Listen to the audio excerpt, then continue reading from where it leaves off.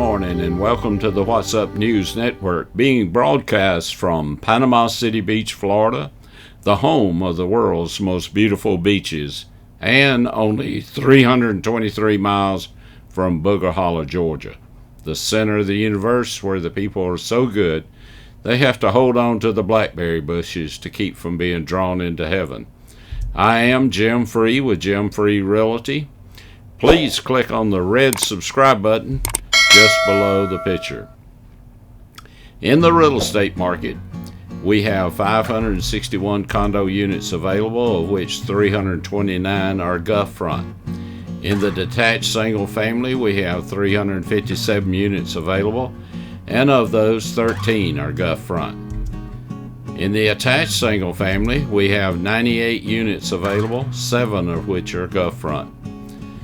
The real estate market across the nation has stalled.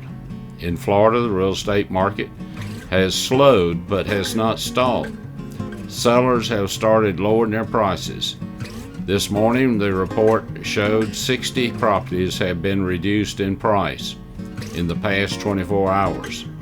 The high interest rate has taken a lot of buyers out of the market. We are no longer seeing multiple offers as soon as the listings hit the market. We believe that because of so many people moving to Florida, the housing market will remain strong. We are hoping for a soft landing. Unfortunately, we had another child that fell to their death from a balcony on the beach. The Panama City Beach police report that an 11-year-old child was found dead at Sterling Reef Building on Front Beach Road after falling from the 19th floor. According to authorities, the boy's family were staying at the resort after evacuating from Jacksonville, Florida area due to Hurricane Ian. Now let's go to the lighter side to some stories. If you have to show identification to board an airplane, cash a check, buy liquor, or check out a library book, but not to vote for who runs for the government, you might live in a country founded by geniuses but run by idiots. If you get arrested for hunting and fishing without a license but not being in the country illegal, you might live in a country founded by geniuses but run by idiots. If a student has to get their parents' permission to go on a field trip or take an aspirin but not get permission from parents for an abortion, you might live in a country founded by geniuses and run by idiots. If hard work and success are met with higher taxes and more government intrusion, with EBT cards, with WIC checks, Medicare subsidies, housing, and free cell phones, you might live in a country founded by geniuses and run by idiots.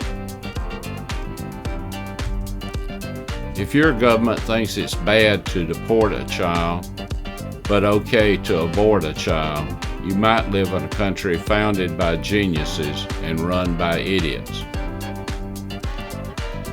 Governor Desantis sends one plane to Martha's Vineyard, and just like that, the sanctuary city decides they don't want to be sanctuary cities no more. My cousin Linda Lou went to Booger Hollow Dollar General to pick up some X-Lax, but ended up buying a pack of Depends.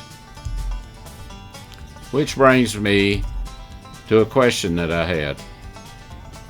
I've been wondering about why do baby diapers have names like Huggies and Pampers, and adult diapers have names like Depends? I finally figured it out. It has to do with who's changing the diapers. Baby diapers are usually changed by loving parents and grandparents. Adult diapers changing depends on who's in the wheel. Mr. President, also known as Big Guy, also known as Uncle Joe, also known as Brandon, is actually 7 months younger than I am. We do have a few things in common. Our age. We were both lifeguards in our teenage years, and we both plagiarize other people's works. Both went to law school. Both claim we graduated at the top of our class, but I can't keep up with his stories. I have heard him say he was raised in a white working class community. He says he was raised in a black community. And this week he said he was raised in a Puerto Rican community. I was just raised in a mill village. Fortunately enough for both of us, most of the people who could validate our stories have already passed on. We'd like to give credit due when it's deserved. We don't have a lot of scientists come out of Booger Holler, Georgia, but Billy Bob Jones and I graduated from the same high school. Billy Bob was kind of a nerd, and he got a full scholarship to Georgia Tech. Dr. Billy Bob moved to Washington, D.C., where he studied the science of government and discovered the heaviest element ever known to science. The new element is called Governmentalum. Governmentalum has a symbol of GV, has 1 neutron, 25 assistant neutrons, 88 deputy neutrons, and 198 assistant deputy neutrons, giving it an atomic mass, a weight of 312. These 312 particles are held together by forces called morons, which are surrounded by a vast quantity of lepton-like particles called pillox. Since governmentum has no electrons, it is inert. However, it can be detected because it impedes every action which it comes in contact. A tiny amount of governmentum can cause a reaction that would normally take less than a second to take 4 days or up to 4 years. Governmentum has a normal life of 2 to 6 years. It does not decay, but instead undergoes a reorganization in which portions of the assistant neutrons and deputy neutrons exchange places. In fact, governmental mass will actually increase over time, since each reorganization will cause more morons to become neurons, forming isotopes. This characteristic of moron promotion leads some scientists to believe that governmental is formed whenever morons reach a critical concentration. This hypothetical quality is referred to as critical morass. When crystallized with money, governmental becomes administratium. Administratium has an atomic weight and symbol of AD, an element that radiates just as much energy as governmental, since it has half of the many pillox but has twice as many morons. Let's get a little more serious. In the national news, one of the biggest race baiters in the country is Joy Reid, the host of NSNBC, The Readout Show, has gone too far. On Saturday, she tweeted that Governor Ron DeSantis telling people not to loot and warning them that they might be shot by gun-carrying Floridians had the same tone as segregationist Miami Sheriff Walter E. Henley infamously saying, "When the looting starts, the shooting starts," in 1960. In addition, Reid's tweet linked to an NPR article about the racist history connecting it to vicious segregationists and black politicians such as Eugene Bull Connor. She mentioned how DeSantis' words show he has returned to that form. Joey needs to understand that we love our governor, and we don't have a lot of tolerance for someone who would steal from an owner that has been displaced by a hurricane.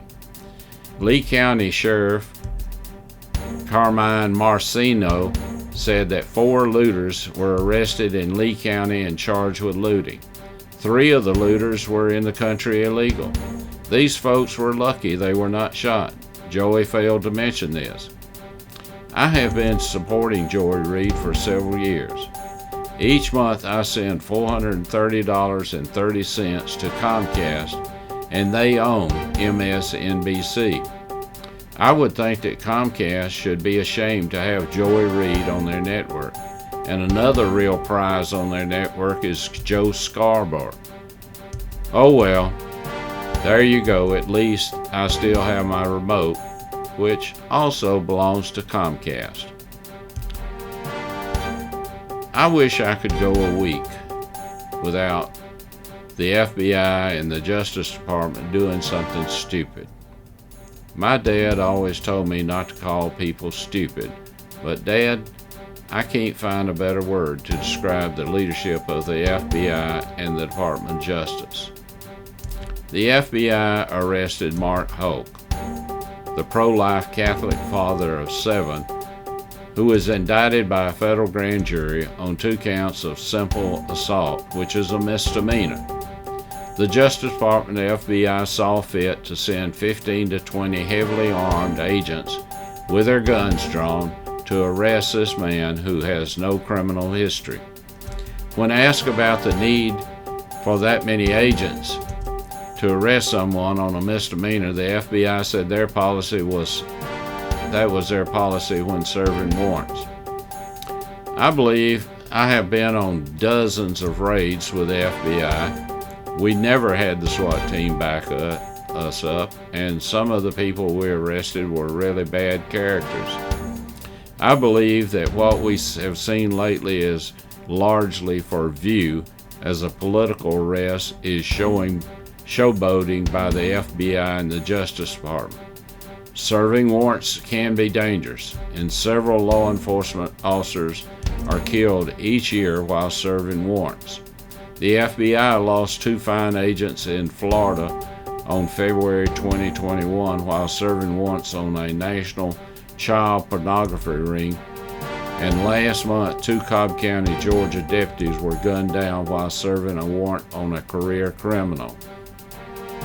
The arrests I'm talking about are political arrests in nature, where the FBI and Justice Department know the parties are represented by attorneys, and all they would have to do is call the attorney and have them surrender their client.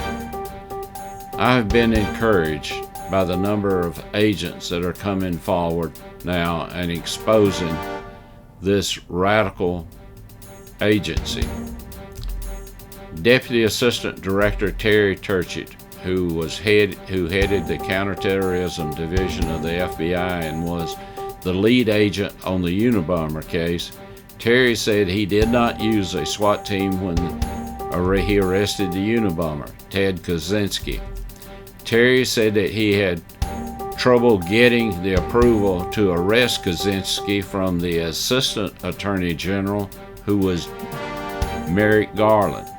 Terry said he had to go around Garland to get the approval.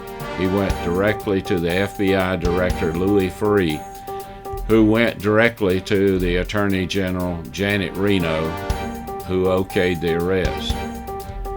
Terry said no real FBI agent would defend the position of using SWAT team to arrest nonviolent senior citizens and others with political opinions not currently tolerated by this administration, compounded by the idea that many of these cases involve our misdemeanor criminal charges. The FBI has been collapsing into nothing more than a police agency for the Democratic Party, says Agent Turchie. Agent David Bolvin served 30 years, and 25 of those years he was on the SWAT team, said the current use, or should I say abuse, of Bureau SWAT teams has been outrageous. David also expressed thanks to FBI agent Stephen Friend for having the courage to say hell no to the current bunch of FBI bureaucrats and tyrants. Agent Bob Fricke said, "When I see the FBI using extreme SWAT tactics on elderly and other citizens who pose no threat, It makes me sick. It is purely political, Bob said. The only time he recalled having to wear body armor and use SWAT team was when they arrest members of an extremely violent motorcycle gang. After 9/11, FBI employees, including the management of the New York field office, sounded the alarm over the abuse of national security surveillance powers, warned that Director Robert Mueller that the Bureau should not be opening counterterrorism investigations solely on and exclusively on national security intercepts of conversations of U.S. citizens. Mueller rejected the advice.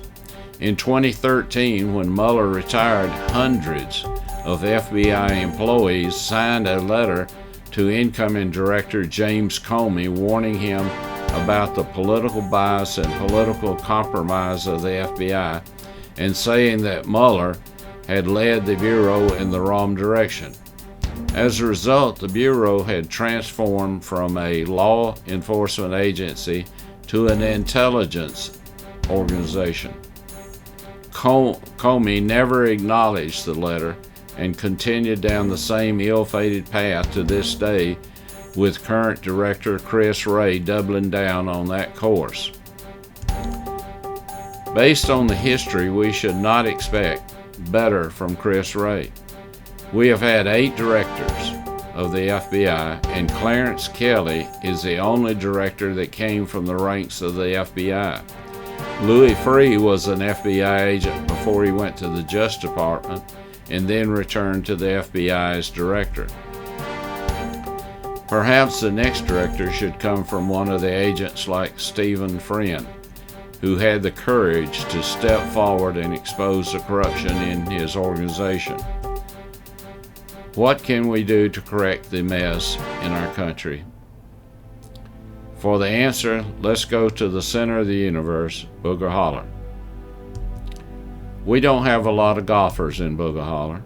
Fred Twiggs loved playing golf, but he was not very good, and he always blamed his bad shots on someone else. One day Fred was having a terrible day on the course, blaming everything on the caddy. Fred told the caddy, "You're the worst caddy at this club." The caddy said, "I don't think so. That would be too much of a coincidence." I don't believe much in coincidence myself, but how can we explain the worst president, the worst vice president, the worst attorney general, the worst FBI director, and the worst Homeland Security secretary? If this is not by coincidence, it must be by design. If it is by design, how can we change? Many believe that we're in a spiritual war, and I believe that is the case. The answer can be found in 2 Chronicles 7:14. If my people, which are called by my name, shall humble themselves and pray and seek my face and turn from their wicked ways, then I will hear from heaven and will forgive their sin and will heal their land. We are fortunate to live in this great country, and our fathers expect us to be good citizens, which requires us to serve and vote. It is not good enough for us just to complain. We must exercise our right to free speech and our right to vote. Some of the media would like to see us turn to violence to serve their purposes. Don't take the bait. You must remember, prayer and voting is the answer. For we are not wrestling nor against flesh and blood, but against principalities, against powers, against the rulers of darkness of this world, against spiritual weaknesses in high places. Ephesians 6:12. Until we meet again, may God bless you, your family, and this great nation that we live in.